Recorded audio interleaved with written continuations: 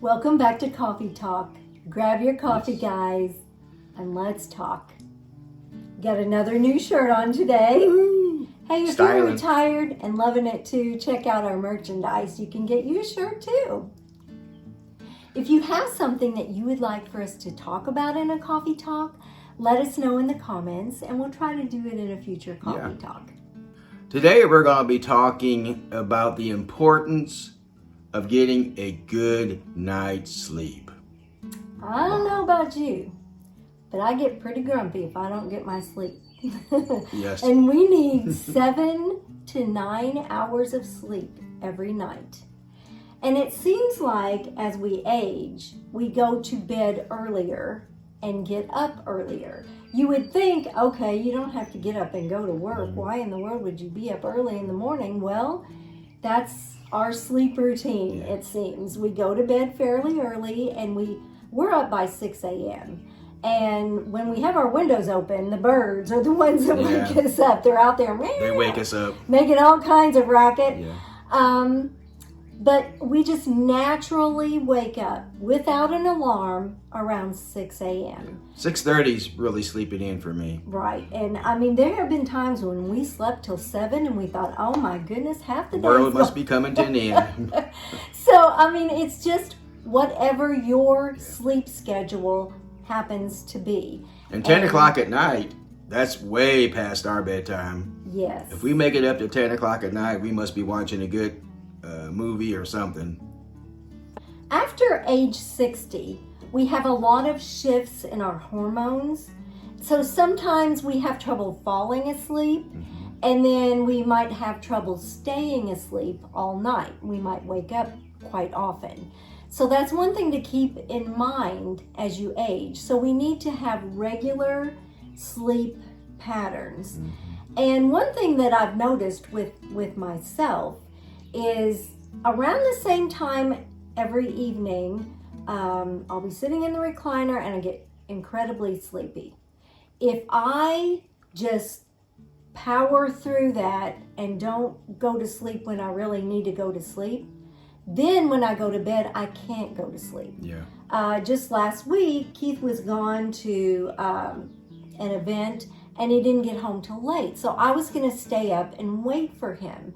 Well, I pushed past that really sleepy stage, didn't get to bed till after 11, maybe close to midnight. It was close to midnight. midnight. I couldn't go to sleep.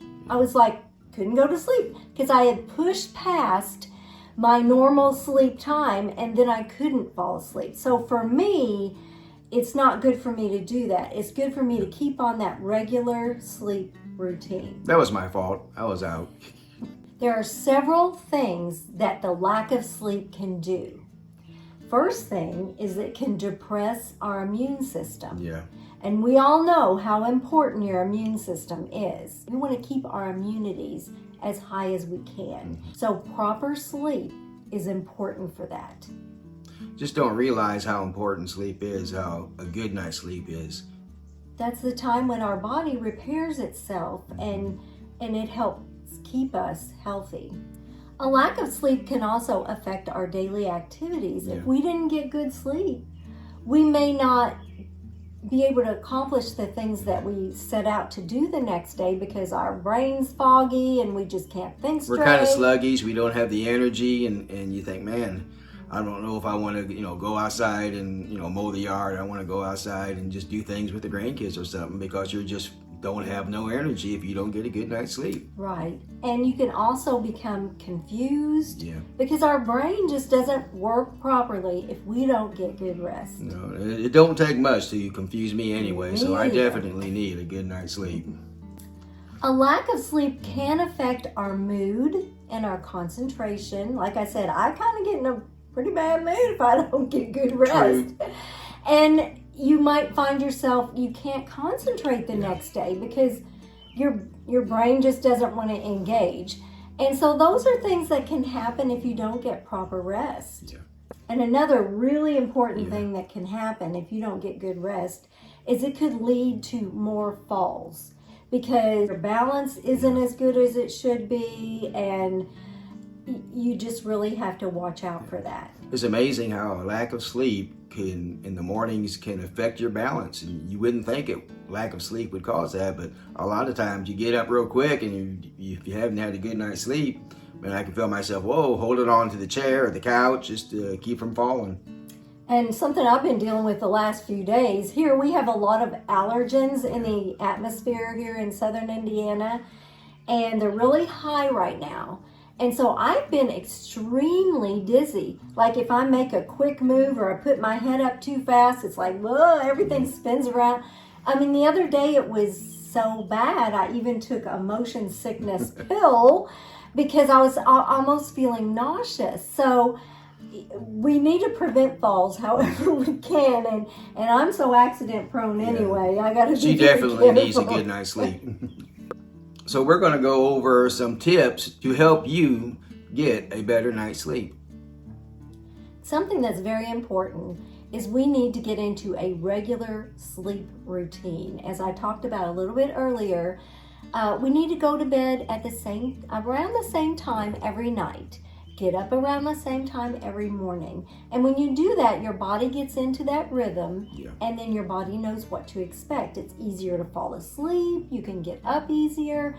I've known a lot of people in my life, it's like they stayed up half the night, they slept half the day, and they don't understand why they can't get up at a decent time. Well, you have to go to bed at a decent time in order to get up.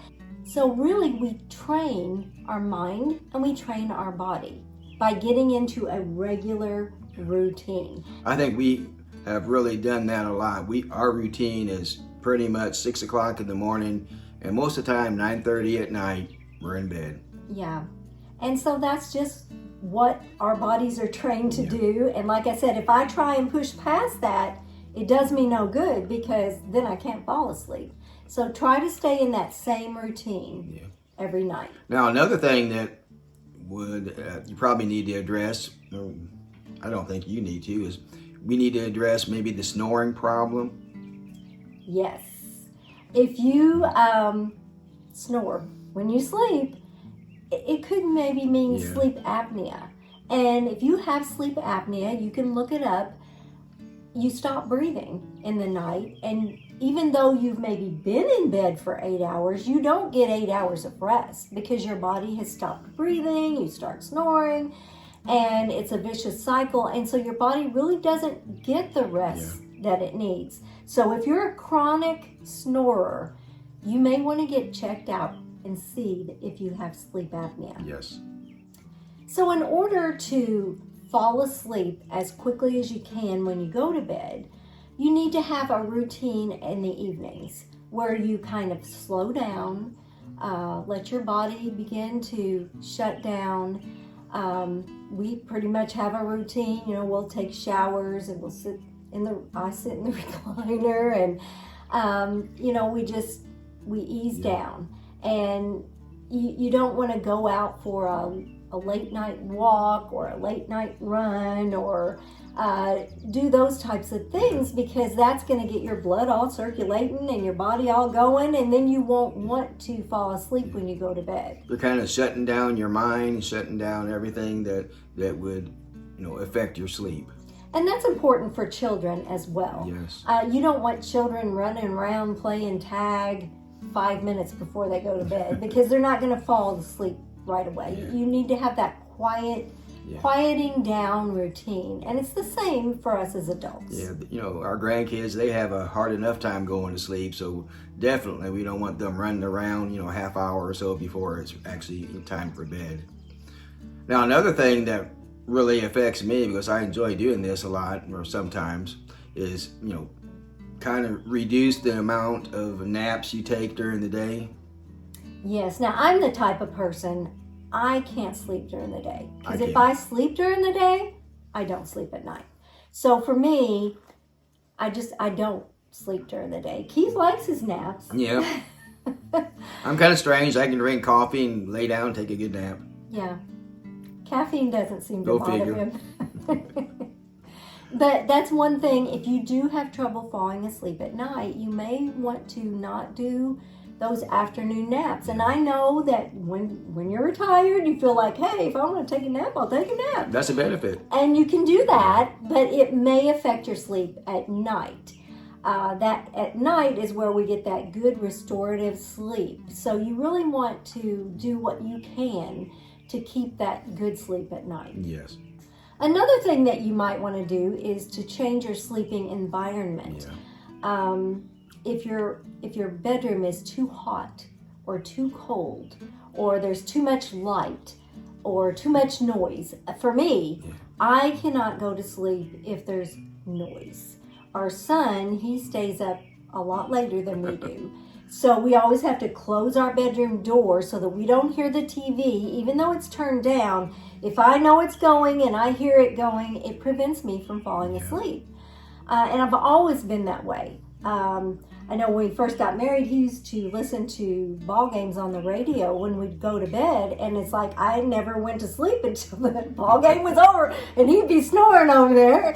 So I quit listening to the ball games. Happy wife, happy life. Yeah, because it is just something I cannot. Yeah. Like, we've never had a TV in our bedroom ever, because I cannot fall asleep with a TV on. I can't. And I know that, so that's something that we just never have had. Yeah, we've never had a TV in our room. So since our son stays up later, usually I wake up in the night and I open our bedroom door. I know you're supposed to sleep with it closed because of if your house caught fire, it would keep it from spreading quickly. But there's no air circulation with your door closed. And so it's a lot cooler in our room when we open the door. Yes. So usually I'll wake up, have to go to the bathroom or whatever. I open our door so that we get that circulation. Yes. And if you have a ceiling fan, which we do in our room, you may have to turn that on just to get that air circulating so that you can be comfortable and fall asleep. Yes. And finally, the last thing to be aware of as you're going to bed is be mindful of your stress levels. Yes. There have been many nights when I would go to bed and my brain would not shut off. Yep. All night long, my brain was going over scenarios of things that was going on in my life or whatever. And I couldn't go to sleep. And I would be thinking, I need to go to sleep. I need to go to sleep. Stop it. Stop it. Stop thinking about this. But you really need to be mindful of that, because if you have something heavy on your mind, it is hard to go to sleep because your brain doesn't shut down. And even if we have a good sleep routine and try to calm ourselves down before bed and all that, we still all have nights like that. We all have nights where we just, for some reason, not sure what it would be, but just can't go to sleep. You toss and turn, you try to count sheep and do all the things you know what to do to sleep, and then eventually you end up sleeping, but it seems like as soon as you go to sleep, it was time to wake up or something. Yes, and just being at a high stress level can keep your brain from shutting down. And I think I've shared this before on our channel. When our son was in the hospital, he had a heart infection. We were under tremendous amount of stress. We were both working full time, and we were both taking turns spending the night at the hospital with our son. So when it was my turn to be home at night in our own bed, you would think I'd be able to sleep.